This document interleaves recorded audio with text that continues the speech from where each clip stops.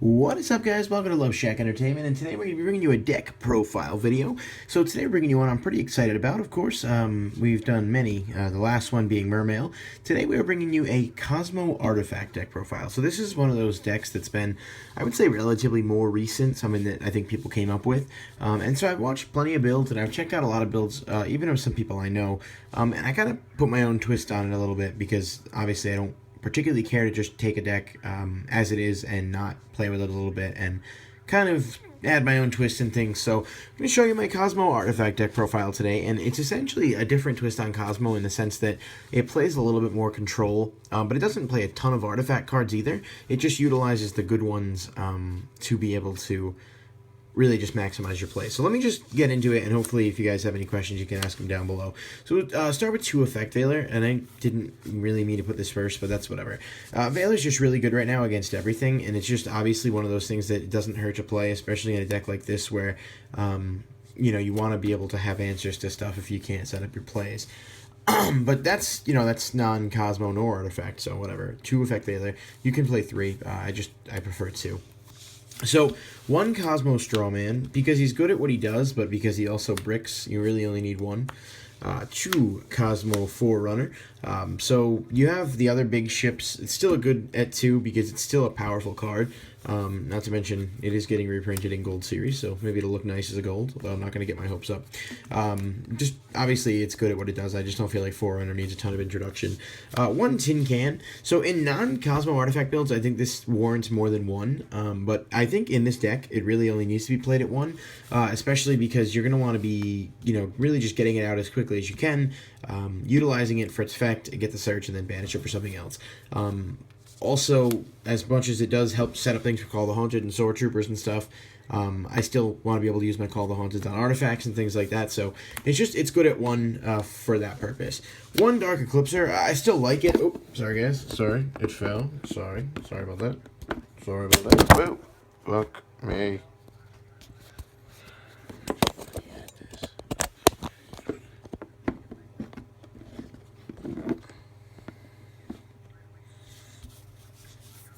Alright, so 1 Dark Eclipser.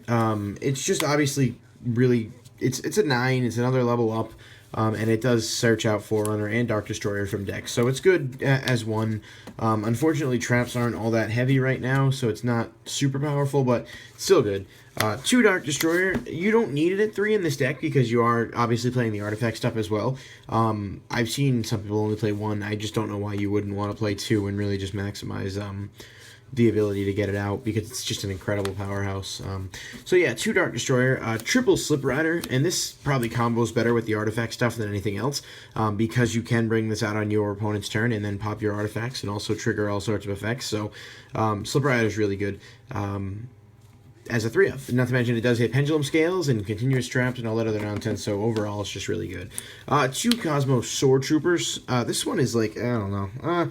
I guess I get why people play it at 2, but I don't really like seeing it all that much unless it's, you know, later in the game.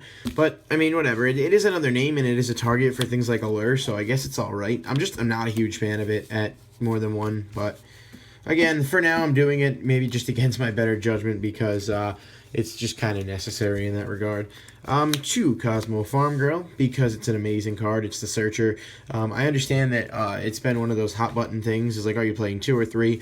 I just don't think you need more than 3 in this variant of the deck because it's just so recyclable, and you want to be able to, you know, make sure you have space for all your other things.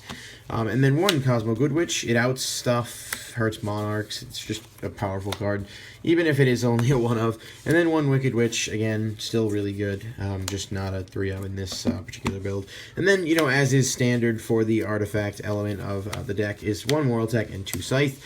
I've almost considered playing 3 Scythe. I wish I could play more than 1 Moral Tech, but that's obviously Moral Tech is non-targeting pop removal, and Scythe can completely shut down extra deck plays, so against Pepe and stuff, it's certainly a good tool to have. No pun intended.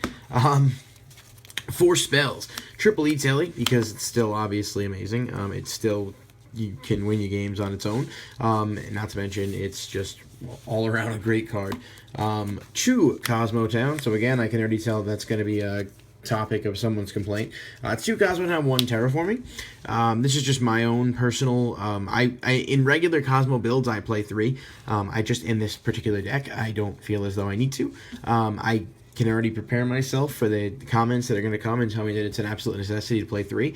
I just don't love seeing Kozmo Town in multiple copies, and so playing Terraforming allows me to get it more quickly, but I don't have to worry so much about drawing in that extra one, because Terraforming will thin the deck and search it out. So that's my personal preference there. I could completely understand if you think I'm an idiot, but I just wanted to at least attempt to explain it.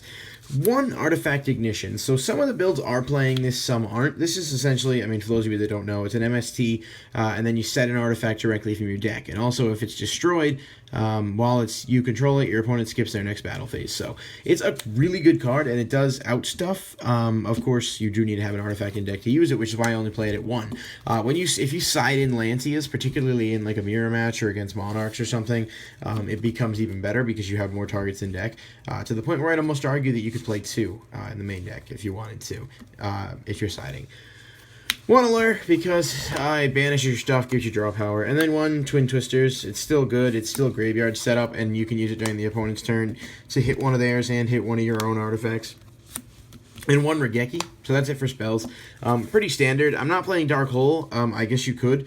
I don't know. Space is kind of tight, so like what I'm working with right now is what I've chosen to go with. For traps, Triple Claw of the Haunted. Obviously, this is like one of the best cards in the deck because you can use it with your artifacts, but also with your ships, and it can pretty much, even if they MST it or hit it, you can still get an effect off.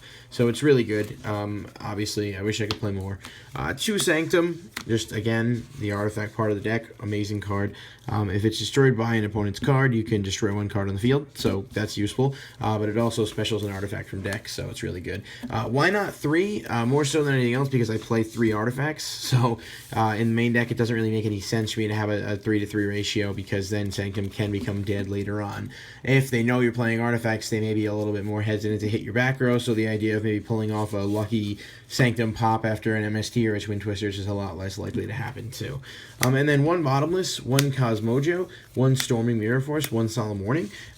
So you could drop the Storming for another Cosmojo if you wanted to, and I might, in regular Cosmo builds, just elect not to play Warning and just go 2 Cosmojo, 1 Bottomless, 1 Storming. I actually really like Storming Mirror Force. I think I said that before. I try to include it at least at 1 and everything, because of just how powerful it can be at breaking up opponents' hands and countering plays. So this is, I mean, relatively standard, but Mojo's really good. I just wish there was like a Kozmo that could like add from grave to hand or recycle from grave in some capacity, because it would make Mojo a lot better. And then for the extra deck, this is a work in progress. It is not complete yet, so this is going to change. So if I do an updated version of this build sometime, the extra deck will change. But in the meantime, just use at your own discretion. So 1 Durandal. This is obviously really good because you can redirect spell and trap pops, and it's not to mention one of the most beautiful ultimate rares. Ancient Fairy Dragon. This is, like I said, this is incomplete. Like, this is good in regular Kozmo, but like in this variant of the deck, I don't think it's all that great. Vulcan the Divine is another one that I really actually kind of like. I think it's just disruptive, but it's not as powerful in this as it would be to reuse your Kozmo Towns and things like that otherwise. 1 Hastor, that's just for name, literally, so I have a level 4 if I synchro for some reason with a Veiler and Sword Troopers or whatever. I don't do it often, but at least you have the option. I don't really touch the extra deck much with this regardless. 1 Armades, Black Rose, Chambara, just again, more options for the rare moments where you do have to go into them and your own field isn't enough. 1 Scarlight, obviously that wins games. It does the burn damage and stuff. Chimera Tech, because we side the Cyber Dragons. The side deck is also incomplete right now, so I'm not going to be featuring that in the video.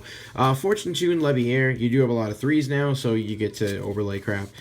Cowboy, and then there's also Castell, and Red Eyes, Flare, Metal Dragon. So I did elect to play a 7 just because you do still play 2 Forerunner. Obviously, you're almost never going to make this, but, again, like I said, you don't touch the extra deck much anyway, so if you have it there, you might as well take advantage of it and try to utilize it. So yeah, that's the deck profile. It's not perfect, but it's something I'm working on, something I've certainly found fun to play, and hopefully be able to come back to you guys with some updates and stuff once I've been able to play with it a little bit more in depth. So, in the meantime, I ask you guys to leave a comment, subscribe, and like for more videos. We'll see you next time right here at Loveshack Entertainment. Bye-bye.